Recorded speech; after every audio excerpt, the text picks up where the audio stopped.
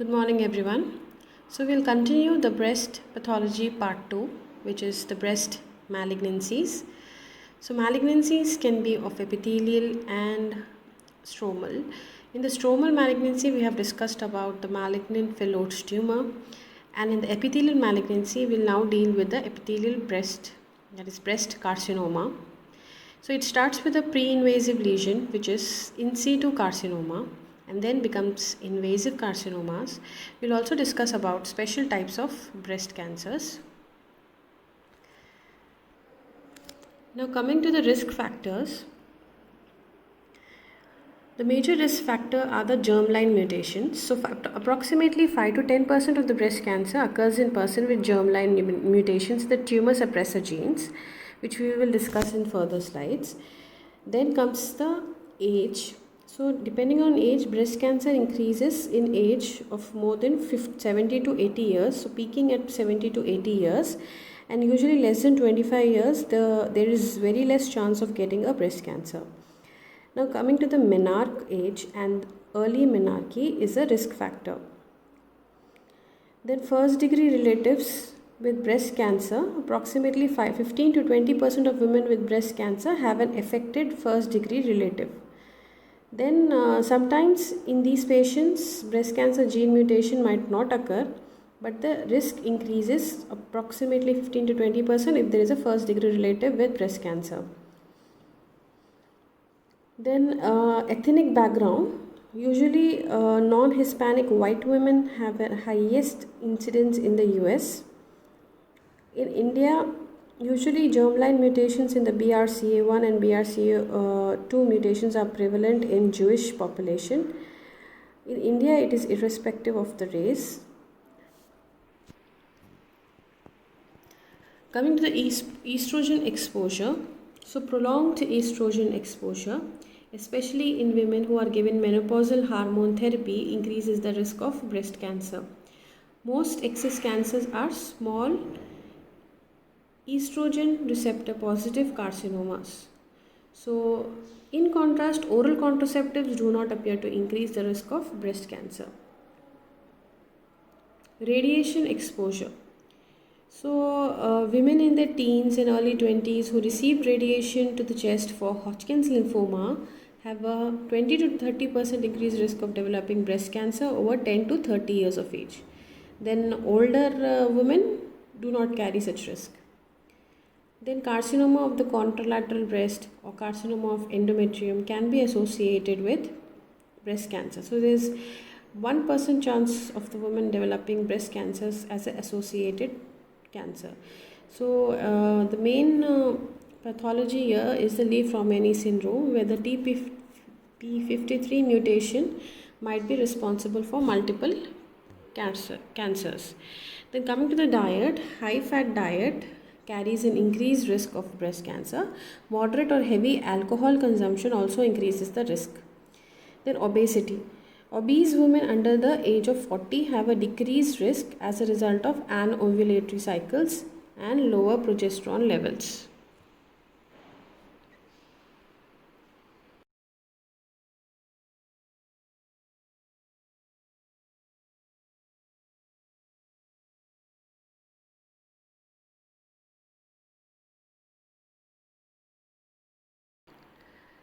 Then lack of breastfeeding is a risk factor. Lack of prior pregnancy is a risk factor. Environmental toxins like organochlorine pesticides have a estrogenic effect, so they are also a common risk factor.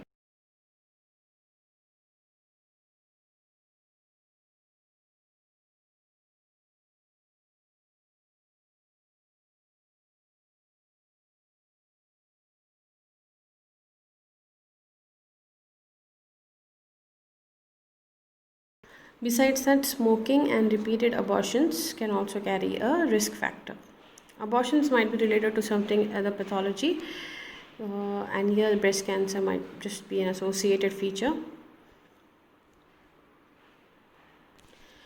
Now coming to the molecular profiling of breast cancer. So the diverse histological appearance of breast cancer have some precursor lesions which will manifest in relationship with complex genetic and epigenetic changes and might later convert into carcinoma. Now, usually the main culprit or the main cell of origin is resident breast tissue stem cells present in a normal epithelium of the breast. Now, from here, there emerges three pathways. The first pathway is involving BRCA2 gene. So there will be germline mutations in the BRCA2 with the gain in chromosome 1q and loss in 16q. All these are estrogen receptor positive, means whatever the carcinomas which arise from this pathway are estrogen receptor positive and HER2 negative. They're also called as luminal cancers because these cancers arise from the luminal cells. And the precursor lesions of the cancer is whenever there is germline mutation and 1q gain, 16q loss, there will be flat epithelial atypia. Then this will be accompanied by PIK3CA mutations, which will lead to atypical ductal hyperplasia. Then that might convert into ductal carcinoma in situ and then invasive cancer. The second pathway carries ER positive and HER2 positive cells. So the main gene here involved is TP53 mutations. TP53 mutations also occur in Li-Fraumeni syndrome. So in TP53 mutation, what happens here is HER2 amplification of the gene will occur, and here what you're seeing is a precursor lesion termed as atypical apocrine adenosis. So atypical apocrine adenosis usually have apocrine atypical cells, and now that again might lead to DCIS or ductal carcinoma in situ, leading to HER2 positive cancers. They constitute approximately 20% of cancer and are called as HER2 enriched cancers. The third pathway is BRCA1 germline mutations. Now these are both HER2 negative and estrogen receptor negative mutations, and these will have TP53 mutation that will lead to DCIS, that is ductal carcinoma in situ. So we have ER negative, HER2 negative cancer. They constitute 15% of the cancer, and they are also called as basal-like cancers.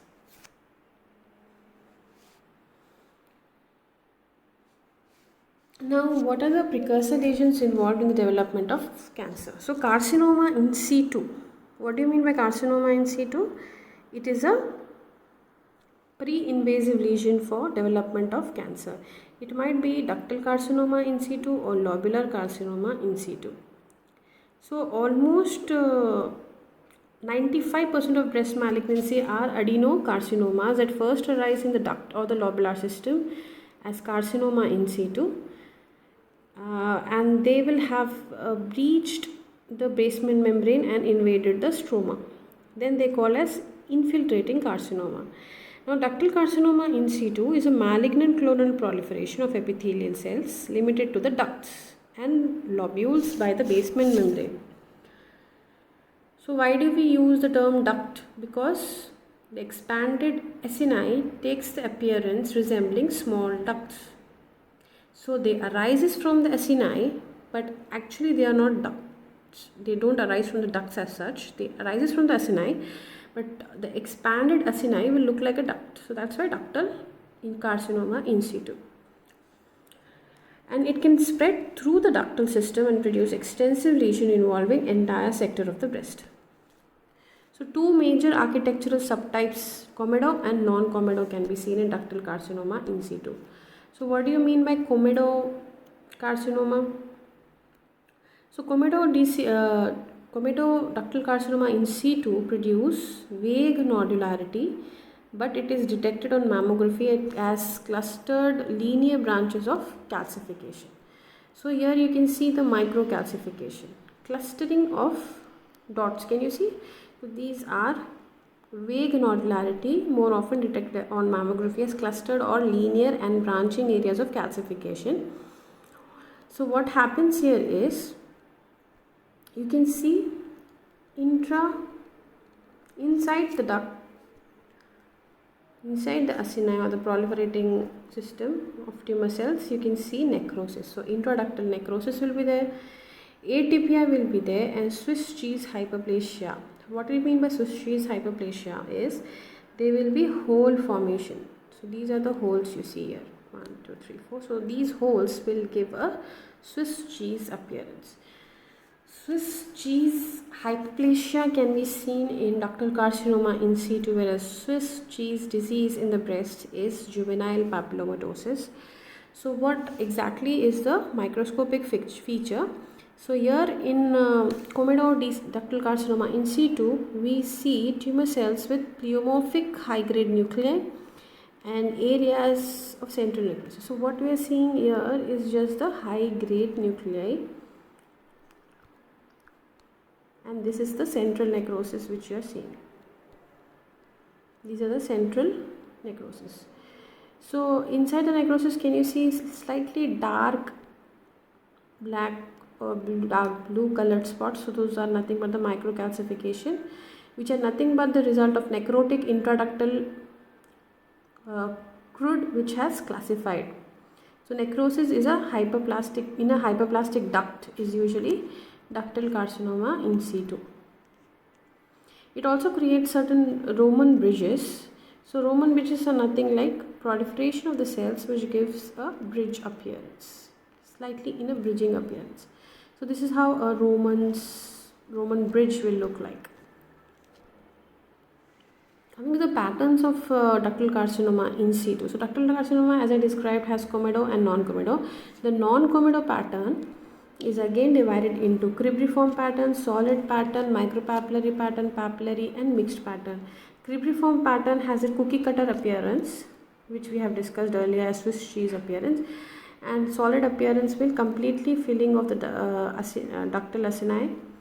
Okay, completely it fills the duct. And the micropapillary is small papillary projections with fibrovascular core. Can you see this red fibrovascular core with papillary structures? Small papillary structures will be there. And papillary means finger-like projections of the epithelial cells will be there. And cribriform and solid can also coexist, leading to mixed pattern. So this is a normal lobule. So normal lobules will look like this with multiple acini, groups of multiple acini. So when a single lobule is involved, it is called as ductal lobular carcinoma in situ. So a whole lobule, the entire lobule is filled with monotonous cells of same type, and then they called as LCIS. Means this is a normal lobule. So if this entire lobule converts into lobular carcinoma in situ, it will look like this. The main important differentiating feature between DCIS and LCIS is lack of atypia and necrosis. So LCIS usually hangs around many years before it infiltrates. In contrast to ductal carcinoma in situ, the best management may be judicious neglect, that is observation.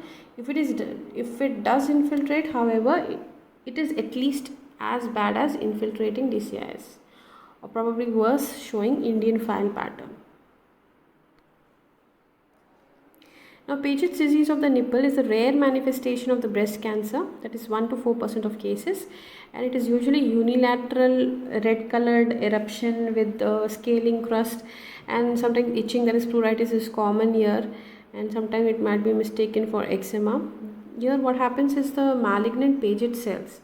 So these are the single cell infiltration of the Paget cells. So these will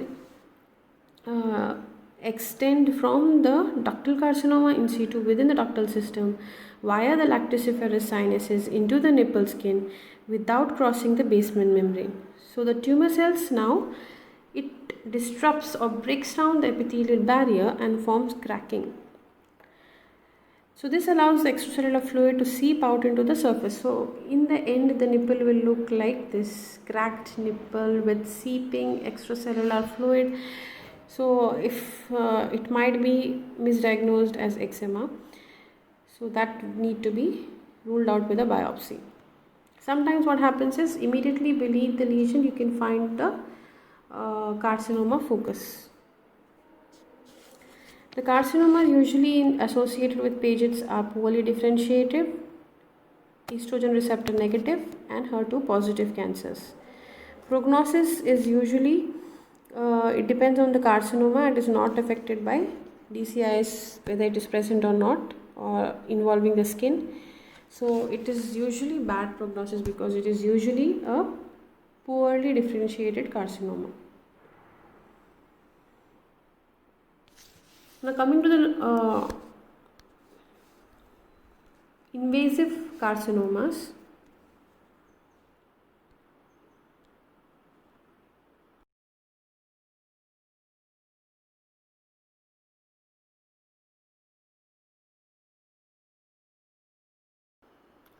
So invasive carcinomas usually they grossly they present as characteristic grating sound while cutting it. Example, if you're cutting a water chestnut, then due to small central pinpoint foci or streaks of chalky white stroma. So whatever the grating sensation we are getting is because of calcification of the stroma. Then usually sometimes, like usually it is irregular, but sometimes it might be well circumscribed also. So that might lead to misdiagnosis as benign. And the most commonly it presents a hard irregular radiodense mass with a desmoplastic stromal reaction. Now this is how a infiltrating ductal carcinoma will look like. So on microscopy. So what you're seeing here is scattered neoplastic glands or single tumor cell infiltrating the fibrofatty tissue. So this is the adipose tissue. In between you can see the fatty tissue. So you should see the infiltration of the acini into the fibrofatty tissue.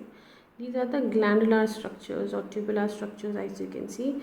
These are the fat cells in between the structures. So this says that it has gone inside the fat. So this is the area where the fat infiltration might have occurred. On microscopy, all types of invasive carcinoma are graded using Nottingham's histological score. That is, they are scored for tubule formation, nuclear pleomorphism, mitotic rate, and they are giving points. So depending on that, they are divided into 3 grades. Grade 1 means they have tubular pattern, like the one we are seeing here. Okay, they have tubular pattern, and they have very small round nuclei with low mitotic index. Then grade 2 is carcinoma may show tubule plus solid. So this you can see as solid, and then this you can see as glandular formation. So both mixed patterns can be seen.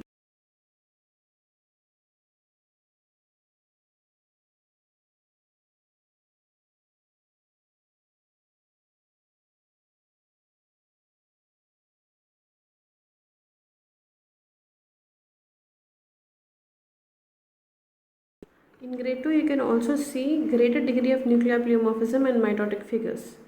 Then grade 3 carcinoma have ragged nest. What do you mean by ragged nest? Irregular nests will be there.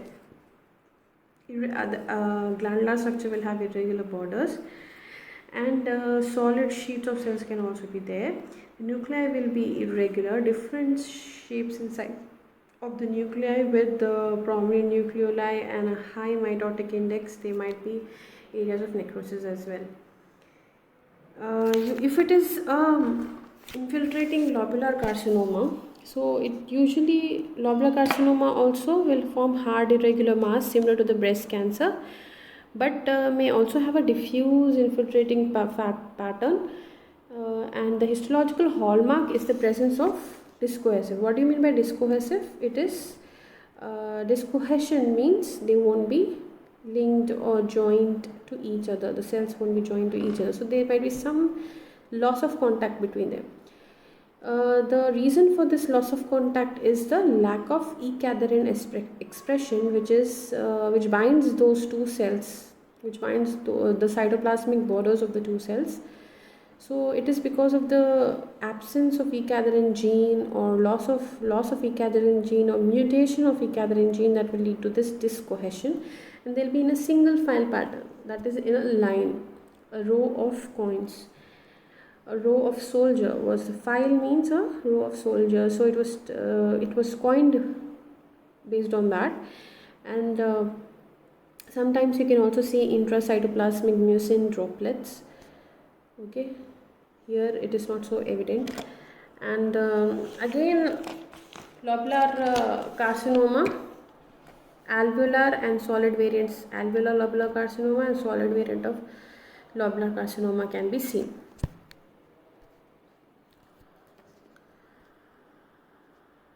So this is a general feature of diffuse infiltration, where there will be inflammation of the breast. So this will resemble the peel of orange. How a puree orange skin will look like. The tumor cells are inside the dermal lymphatics. So that's why it gives that appearance. The other special types of breast cancer are the tubular or cribriform cancer, mucinous carcinoma, medullary carcinoma, papillary carcinoma, metaplastic carcinoma. So this is again a ductal carcinoma with angular tubular structures will be there, lacking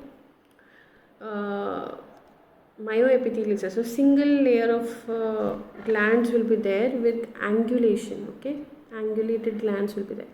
So it was also given the term tubular ductal carcinoma.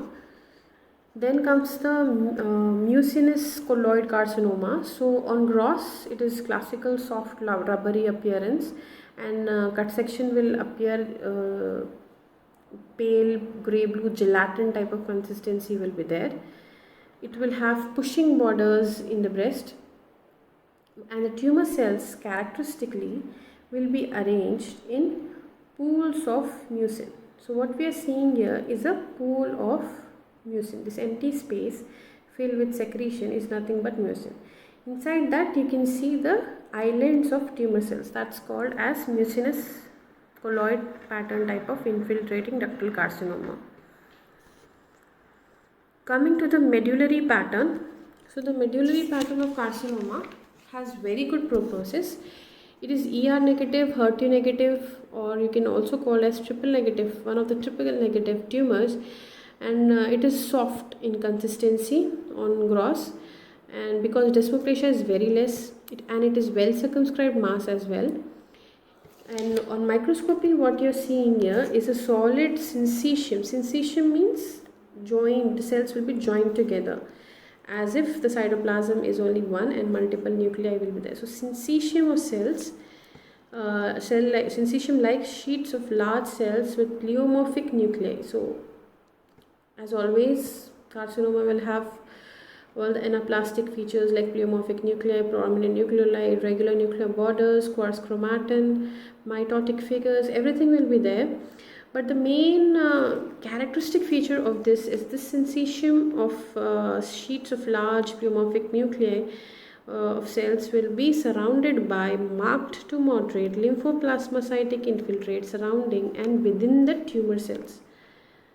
So this is very important because it is related to the good prognosis. So usually lymphocytes are concerned with immunity.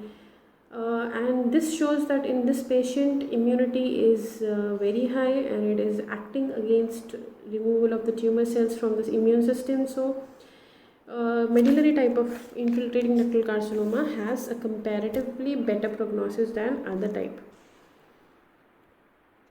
So that's why it's called as fighting the tumor cells.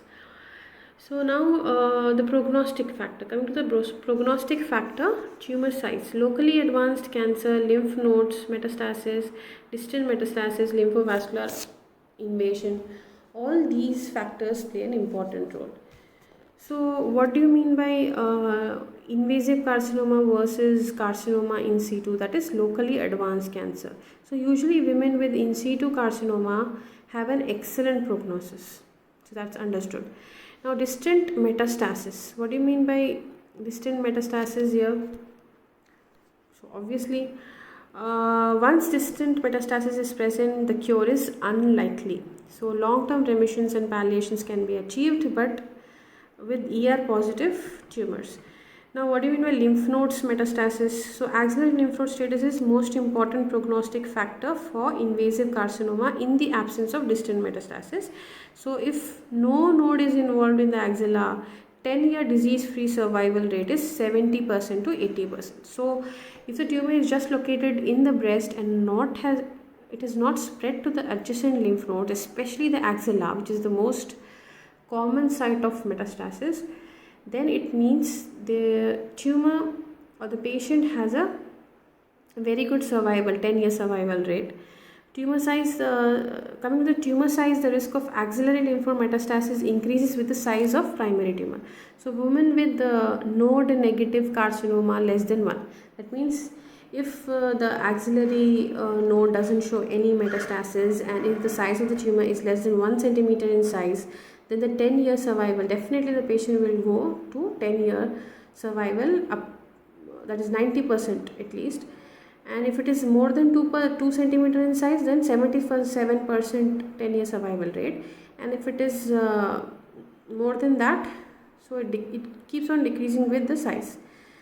Then locally advanced disease invades into the skin or skeletal muscles. They are usually large and may be difficult to treat surgically. Now coming to the inflammatory type of cancer. So breast cancers presenting with breast redness and skin thickening, they usually have very poor prognosis. And especially characteristic feature in this is the skin will be edematous and the skin is tethered to the breast by Cooper ligaments, so that gives a PUD orange appearance, which we have seen earlier because of infiltration of the metastatic carcinoma into the lymphatic channels. Then lymphovascular invasion means tumor cells are present within the vascular spaces, that is the lymphatics or small capillaries. So here it is associated with a poor prognostic factor of overall survival in women without lymph node metastasis, and it will also recur if there is lymphovascular invasion. Coming to the molecular subtypes.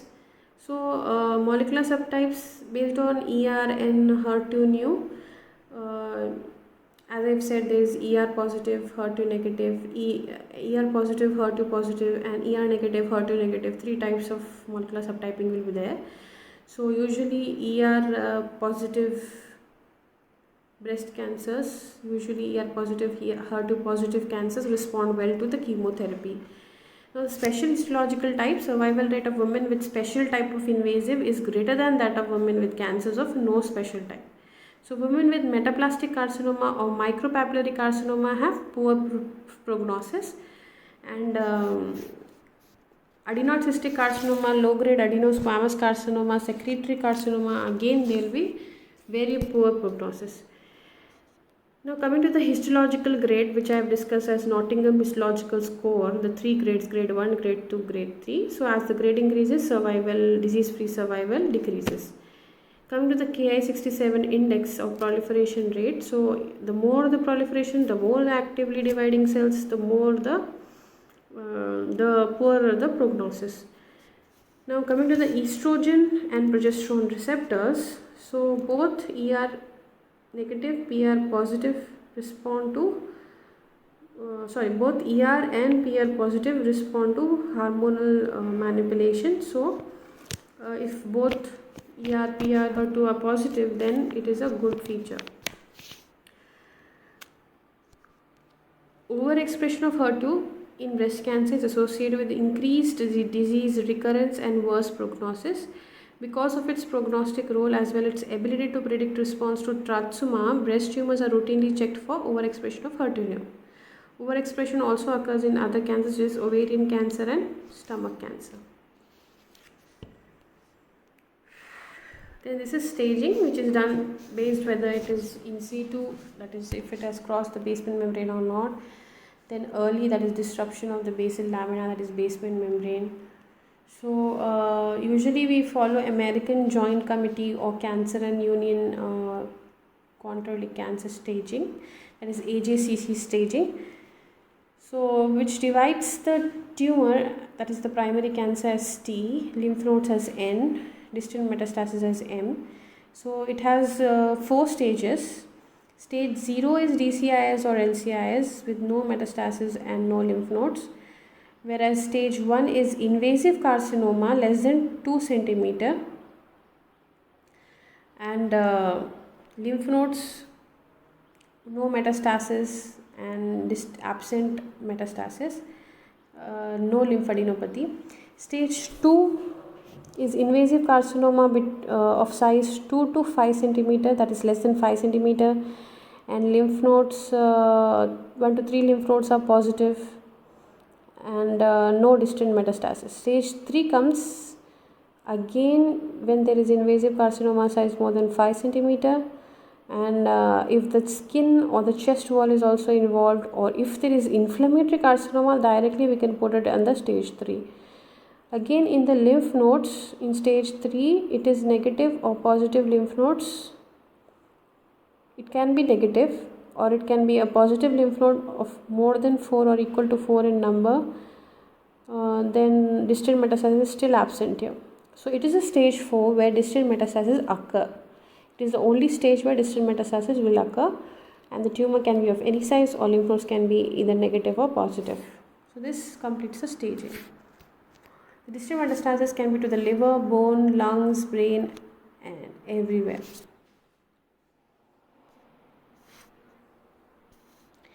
In the absence of adequate surgery, majority of patients with breast cancer die with extensive local disease causing ulceration of skin. Carcinoma incursus, literally carcinoma of the breastplate, is a dreaded complication that must be prevented. So this completes our chapter for breast pathology. Thank you.